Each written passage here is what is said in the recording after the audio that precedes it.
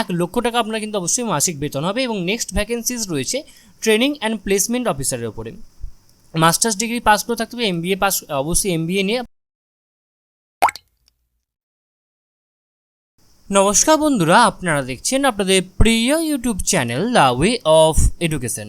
বন্ধুরা, এই মুহূর্তে আমরা উপস্থিত হয়ে গেছি সেন্ট জেভিয়ার্স ইউনিভার্সিটি কলকাতার অফিসিয়াল ওয়েবসাইট, যার অফিসিয়াল ওয়েবসাইটটি হচ্ছে www.𝐓𝐴𝐶 বন্ধুরা, এই মুহূর্তে সেন্ট জেভিয়ার্স ইউনিভার্সিটি কলকাতার অফিসিয়াল ওয়েবসাইটে একটি নতুন চাকরির বিজ্ঞপ্তি উঠে এসেছে। তো কী সেই চাকরির বিজ্ঞপ্তি, কোন কোন পোস্টে এই রিক্রুটমেন্টটি হবে, কবে থেকে আবেদন শুরু হবে, এছাড়াও আবেদন করতে গেলে আপনাদের শিক্ষাগত যোগ্যতা কী লাগছে, আপনাদের বেতনক্রম কী হতে চলেছে, সমস্তটাই কিন্তু আজকে আমরা বিস্তারিত আলোচনা করব এই ভিডিওর মাধ্যমে। তো আপনারা কিন্তু অবশ্যই ভিডিওটি সম্পূর্ণ দেখবেন এবং চ্যানেলে প্রথমবার হয়ে থাকলে অবশ্যই চ্যানেলটি সাবস্ক্রাইব করে দিয়ে আমাদের পাশে থাকবেন, কারণ আপনারা সকলেই জানেন যে দ্য ওয়ে অফ এডুকেশন সবসময় আপডেট থাকে এবং আপডেট রাখে। ওকে, তো বেশি কথা না বাড়িয়ে চলুন দেখে নেওয়া যাক সম্পূর্ণ আলোচনাটা, এবং সম্পূর্ণটা কিন্তু ডিটেলসে খুঁটিনাটি বিস্তারিত আলোচনা করব এই ভিডিওর মাধ্যমে। ওকে, তো দেখতে পাচ্ছেন আমি এখানে পিডিএফটি নিয়ে উপস্থিত হয়েছি। ওপরেই লেখা আছে saint Xavier's university Kolkata recruitment of officer and staff, অর্থাৎ অফিসার এবং স্টাফ পদে কিন্তু আপনাদের এই রিক্রুটমেন্টটা হবে।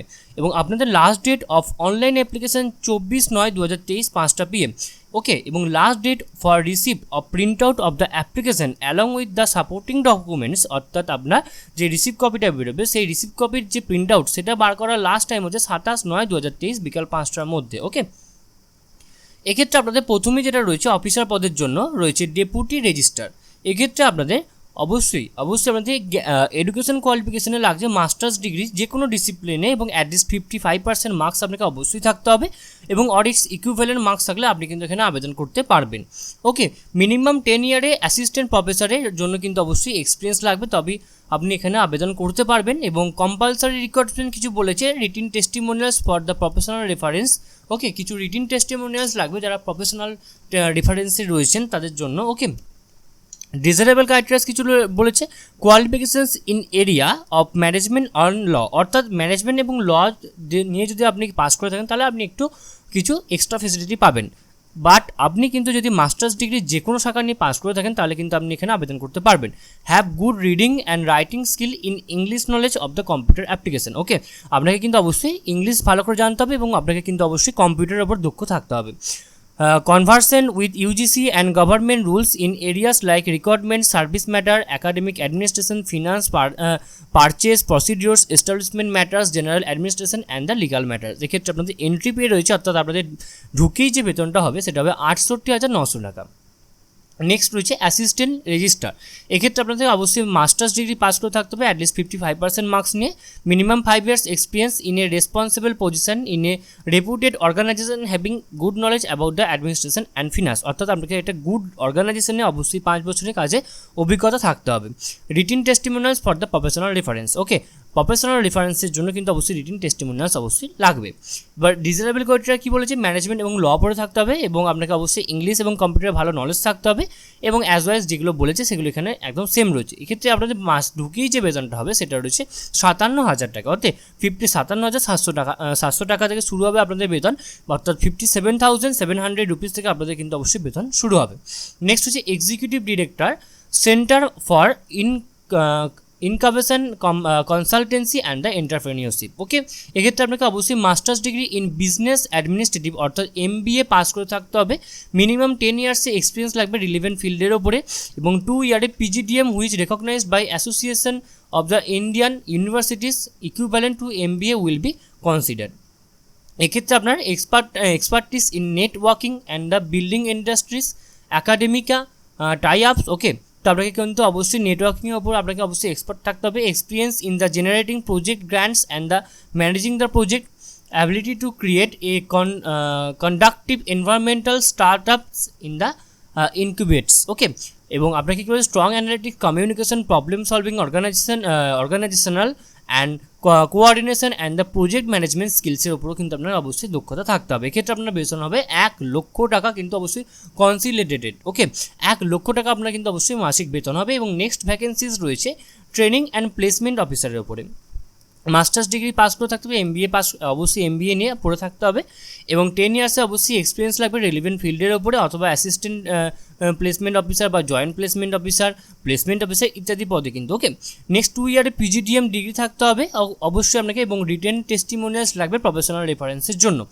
এক্ষেত্রে আপনার ডিজারেবল ক্রাইটেরিয়া কী বলছে, expertise in industries collaboration and the networking and the career building, ability to look for new organization and the opportunities for placement tie ups, strong verbal and the written communication skill in English, অর্থাৎ আপনাকে কিন্তু অবশ্যই English কিন্তু ভালো করে জানতে হবে, strong interpersonal skills and should demonstrate patient and the perseverance. Okay, demonstrate patience প্রিজার্ভেন্সের ওপর কিন্তু আপনাকে অবশ্যই ইন্টারপার্সোনাল স্কিলস থাকতে হবে এবং সেটা অবশ্যই স্ট্রং থাকতে হবে। এক্ষেত্রে আপনাদের মাসিক বেতন হবে 1,20,000 1,20,000 কিন্তু কনসলিডেটেড আপনাদের কিন্তু মাসিক বেতন হবে।